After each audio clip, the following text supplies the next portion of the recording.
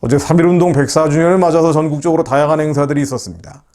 한국 교회, 그리스도인들 역시 나라와 민족을 위한 애국운동, 애국집회, 또 다양한 기도회들도 있었고요.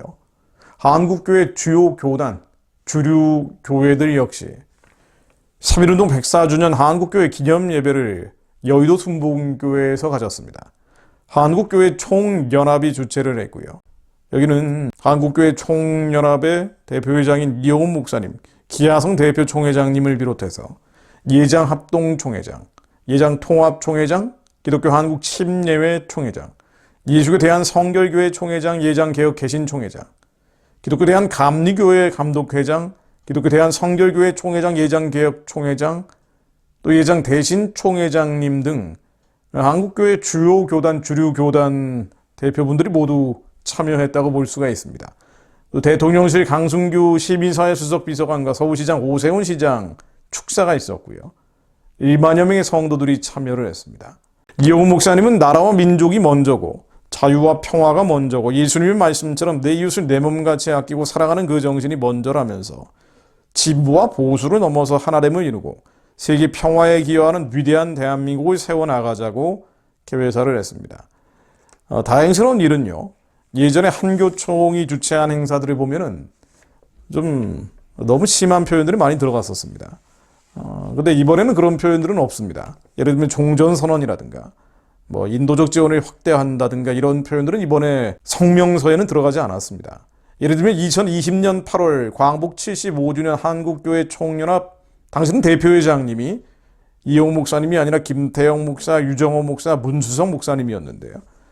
이 당시에 나왔던, 이 문재인 정권 때 나왔던 것이기 때문에 아마 그러지 않았을까라는 생각이 드는데, 당시에 나왔던 성명 내용을 보면은 성경에서 평화의 뜻을 가진 샬롬은 온전함과 대가를 지불한다는 어원을 갖고 있다면서 우리는 인도적 지원과 교류의 확대를 통해 평화 공전과 종전선언 등의 조치를 발전적으로 추진하여 통일 기반 조성을 위해 행동해야 된다고 되어 있습니다.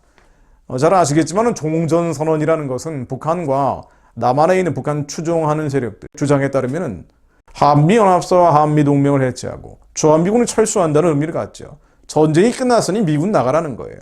북한은 공식적으로 그렇게 주장을 하고 있습니다.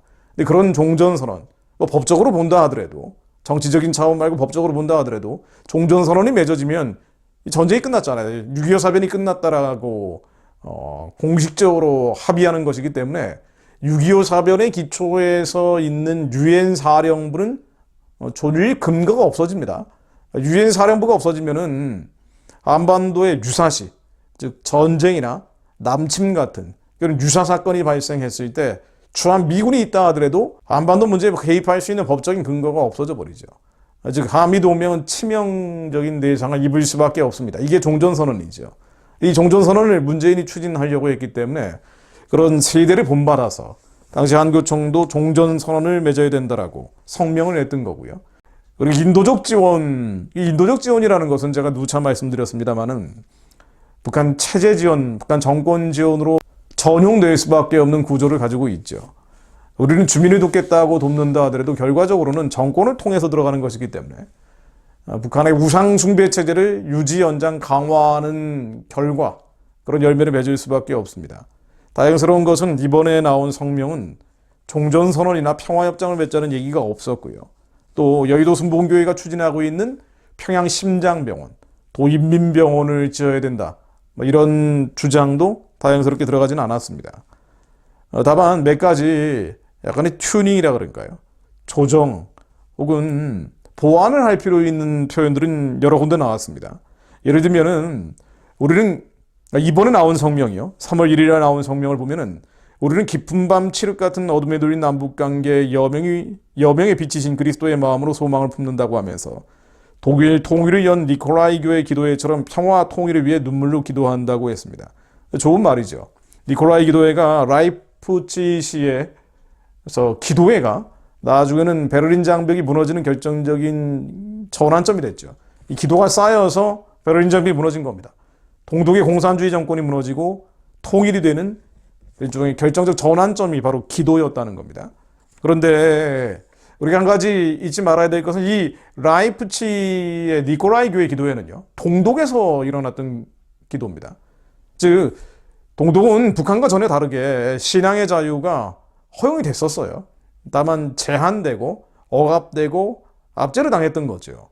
그래서 하나님 부를 자유, 예수님 부를 자유, 성령님 부를 자유가 동독에서는 허용이 됐고, 그래서 그 기도가 쌓여서 베를린 장벽이 무너진 거거든요. 그런데 남한에서 우리가 기도해야 될 것은 북한의 신앙의 자유, 즉 라이프치히의 니콜라이 기도회처럼 하나님과 예수님과 성령님을 부를 자유 자체가 북한은 없는데, 이 자유가 일단 허용될 수 있도록, 북한에서 니콜라이 기도회 같은 것이 일어날 수 있도록 우리는 북한의 우상 숭배 체제가 무너지도록 먼저 기도해야 된다는 거예요.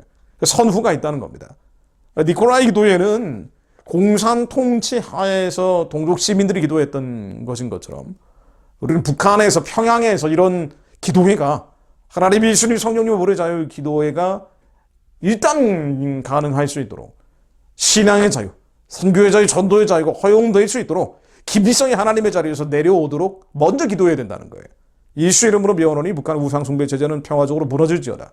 그러니까 저 체제가 무너지지 않으면, 저 우상이 무너지지 않으면, 저 아세라의 묵상, 바알의 제단이 불타고 깨지지 않으면 니콜라이 기도회 같은 것은 한반도에서 있을 수 없는 거예요. 그래서 이건 정확히 우리가 분별해서 기도할 필요가 있습니다. 또 이건 문제인데요. 이건 진짜 문제입니다. 이 성명대영 보면 이런 얘기도 있어요. 한반도의 비핵화, 당국자 간의 대화로 민족 공존과 통일과 부흥의 대로를 열어가야 한다고 믿는다. 한반도 비핵화, 그리고 대화로 민족 공존과 통일과 부흥의 대로를 열어가야 한다. 유사한 표현으로 이런 것도 있습니다. 평화는 쌍방 간의 대화와 협력을 통해 이루어야 하며 나약한 구호로는 성취할 수 없다. 이 뒤죽박죽 돼 있는데요. 평화는 쌍방 간의 대화와 협력을 통해 이루어야 한다. 또 이런 표현도 있습니다. 정부와 민간기구가 민족 동질성을 기초로 평화로운 방법으로 화해와 민족 통합의 길을 열어가기를 촉구한다. 이게 다 좋은 단어들이죠. 귀에 듣기에는 아름다운 말들입니다. 그런데 분별할 필요가 있습니다. 우리는 우상의 진과 대치하고 있고요. 예수 그리스도와 베리알이 함께 갈 수 없습니다. 평화는 쌍방 간의 대화와 협력을 통해 이루어져야 된다고 되어 있는데요. 한반도 평화를 위협하고 침해하고 파괴하고 있는 것은 북한의 핵무기죠. 미사일이에요. ICBM, SLBM입니다. 그러면은 북한의 핵 개발과 저 가증한 일들을 중단하도록 주장해야 됩니다. 이 평화를 파괴하고 있는, 즉 강도가 도적질을 하고 있기 때문에 강도가 도적질을 그만두라고 먼저 얘기를 해야 돼요. 그런데 대화를 통해서, 당국자 간의 대화로 통일을 이룰 수 없습니다. 대화로 평화를 이룰 수가 없어요. 나약한 구호로 성취할 수 없다고 했잖아요. 그러니까 대화도 중요한데 대화를 하기 위해서는 강도가 도둑질을 그만둬야 될 거 아닙니까? 핵무기 개발 중단하라 그래야죠. 한반도 평화 파괴 행위를 그만두라고 해야 될 거 아닙니까? 그러니까 이 얘기가 있어야죠. 그래야지 대화도 의미가 있는 거예요. 그러니까 무조건 대화하면 됩니까? 무작정 대화하면 돼요? 무차별적으로 대화만 하면은 그럼 한반도 평화가 오고 통일이 오나요? 그렇지 않죠. 그렇지 않다는 게 이미 80년 가까이 확인된 거 아닙니까? 북한 정권의 평화 파괴 행위가 그만둬야 된다라는 말이 들어가야 되는데 너무 애매하게 되어 있습니다. 평화가 쌍방 간의 대화와 협력을 통해 이루어진다니요. 그러니까 햇볕 정책 논리 아닙니까? 그러니까 왜 이런 말들이 들어가죠? 이게 진보와 보수를 넘어서서 하나됨을 이루는 건가요? 그렇지 않죠. 진보와 보수가 하나됨을 이룬다 하더라도 빛과 어둠이 같이 갈 수는 없습니다. 진실과 거짓이 하나가 될 수는 없는 거예요. 거짓과 어둠이다라는 얘기는 해줘야 될 거 아닙니까? 더 문제는 뭐냐면은요, 이거예요. 한반도 비핵화입니다. 이런 말을 왜 넣습니까? 한반도 비핵화라는 표현을 왜 넣어요? 한반도 비핵화가 뭐예요? 북한이 주장하는 내용이에요. 우리가 얘기하는 것은 북한의 비핵화입니다. 북한의 핵무기를 버려야 된다는 거예요. 근데 한반도 비핵화는 뭐냐면은요, 북한의 선전, 대남 선전 구호인데요. 한반도, 즉 북한과 함께 남한도 핵을 없애야 된다는 거예요.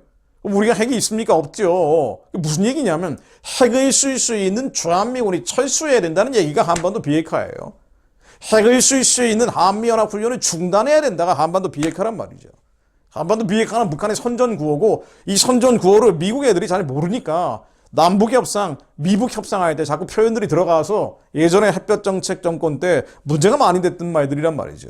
이미 이건 확인이 돼 있는데도 불구하고 왜 북한의 비핵화라고 하지 않고 한반도 비핵화라는 북한의 주장을 그대로 넣냐는 거죠. 이런 얘기들을 왜 중간중간에 넣어놨냐는 거예요. 그리고 안타깝지만은요, 첨언을 하자면 이 민족에 대한 통찰력, 하나님이 어떤 마음을 가지고 바라보시는지에 대한 깊이 있는 인사이트가 없습니다. 너무 안타깝습니다. 출산율 0.78%를 기록하면서 국가 전망의 갈림길에 있다. 우리는 저출산 극복을 가장 긴급한 과제로 기도한다. 그렇죠. 저출산 문제죠. 근데 이 저출산이 왜 생기는 거예요? 하나님의 민족적인 부르심, 이 국가적인 택하심을 이루지 않기 때문에 생기는 거 아닙니까? 북한의 우상숭배 체제를 평화적으로 무너뜨리고 저 땅에 하나님의 성전, 동방의 예루살렘 평양을 회복해야 저출산 문제가 해결됩니다. 그래야 이 땅의 청년들이, 남한의 청년들이 살 길이, 할 일이 생기고 그래야 애를 낳고 살죠. 저출산 문제는 애들 낳으라고 강박한다고 해서 분단구조에서 해결될 수 있는 게 아니란 말이죠. 저출산 문제를 해결하려면 북한 열고 통일을 가야 됩니다. 선유화하는 제사정적 사명을 민족교회가 감당할 수 있어야 돼요. 즉 예수님 오실 길을 예비하는 하나님의 민족적인 부르심을 이뤄야 된단 말이죠. 이 저출산 문제 해결하기 위해서는 선포해야 됩니다. 예수의 이름으로 명하노니 북한의 우상숭배 체제는 무너질지어다. 한국의 청년들이, 새벽기술 같은 청년들이 외쳐야 됩니다. 근데 이 본질적인 얘기는 다 빼버리고 안타깝습니다. 그러나 정말 안타까운 것은요, 한반도의 평화와 통일을 위해 기도한다라는 이 성명서 안에 정작 북한 인권에 대한 얘기는 한마디도 없는 거예요. 누구를 위한 평화입니까? 누구를 위한 통일이에요?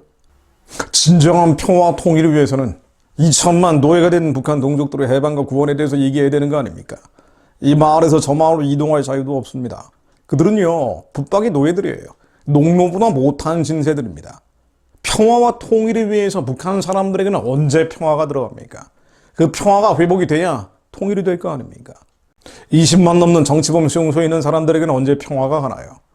지금 공개 처형당하고 있는 북한에 쪽성경 하나 가지고 있다고 죽임당하는, 사륙당하고 학살당하고 있는 사람들에 대해서는 왜 얘기하지 않습니까? 강제 송환당하고 있는 탈북자들에 대해서는 왜 얘기하지 않나요? 임신해서 돌아온 여성들의 아이들은 강제로 낙태당하고 영아는 살해당합니다. 이들에게는 언제 평화가 오죠? 한반도의 평화와 통일이라면 왜 진정 필요한 저 사람들에게는 평화와 통일을 이야기하지 않습니까? 이건 남한 사람들의 평화 아닌가요? 이기적인 평화, 철저히 자기중심적인 평화를 얘기하고 있는 거 아닙니까? 우리가 남한에서 누리고 있었던 번영과 풍요를 그냥 유지 연장하겠다는 평화 아닌가요? 너무 안타깝습니다. 새로운 세대, 새 부대에 담겨질 새로운 세대가 일어나기를 기도합니다. 정치적인 개혁을 얘기하지만은요, 먼저 교회가 갱신돼야 됩니다. 교회가 갱신돼야 정치도 개혁됩니다. 교회가 바뀌지 않는데, 교회가 여전히 자기중심적이고 이기적인 생각에 gat혀 있는데, 나만의 평화, 나만만의 평화를 얘기하고 있는데 어떻게 정치가 바뀌겠습니까? 아무리 정치적인 구호를 외친다 한들 거기는 쓰레기통이에요. 교회가 먼저 바뀌어야 합니다. 선후가 있습니다. 교회가 갱신이 돼야, 그래야 정치가 변혁이 일어납니다. 차라리 먼저 한국교회 안에 변화가 일어나게 하옵소서. 자기중심적인 이기적인 평화에서 빠져나오게 하옵소서. 북한의 2천만 동족들에게 샬롬의 평화를 전하는 자들, 2천만 동족들을 해방하고 구원하는 이들이, 그런 목소리가 먼저 한국 교회에서 나오게 하시며 그 목소리가 터져나와 정치권도 변화시켜 주시어 한국의 하나님을 두려워하며 경외하는 지도자, 하나님의 심령을 가진 지도자들이 나올 수 있게 하옵소서. 하나님, 선후가 있음을 한국 그리스도인들이 깨닫게 하옵소서. 그리스도인들이 스스로 깨닫지 못하기에 선과 악이 무엇인지, 예수 그리스도와 베리알이 함께 혼합되는 것이 어떤 문제가 있는지는 모르기에 나만의 평화, 남한만의 평화를 위해 저희들이 기도하고 있었습니다. 하나님, 이 이기적인 잔인한 평화에서 저희들이 벗어나게 하시고 2천만 동족들에게 평화를 전하는 자들, 그 평화의 복음으로 통일된 한민족교회를 꿈꾸는 자들이 일어나게 하옵소서. 우리의 청소년들, 청년들 가운데 새로운 세대가 일어나게 하옵소서. 예수 그리스도의 심장을 가진 세대가 일어나 북한에 학교 짓고 병원 짓고 성전을 세우는 자들로 쓰임받게 하옵소서. 하나님, 저희들이 그렇게 거룩한 옷을 입고 즐거이 헌신하게 하시어 흠없고 티 없는 자들로 예수 그리스도 다시 오시는 날까지 저희들이 보존되게 하옵소서. 지금 한국교회 안에 갱신을 허락하시고 한국교회 갱신이 정치적인 개혁을 만들게 하시며 그것을 위해 하나님의 마음을 품은 주의 피 흘려 싸워 이기며 세상을 이기는 세대가 훈련받고 준비되게 하옵소서. 그것을 위해 길을 열어 주옵소서. 예수 그리스도 이름으로 기도드립니다. 아멘.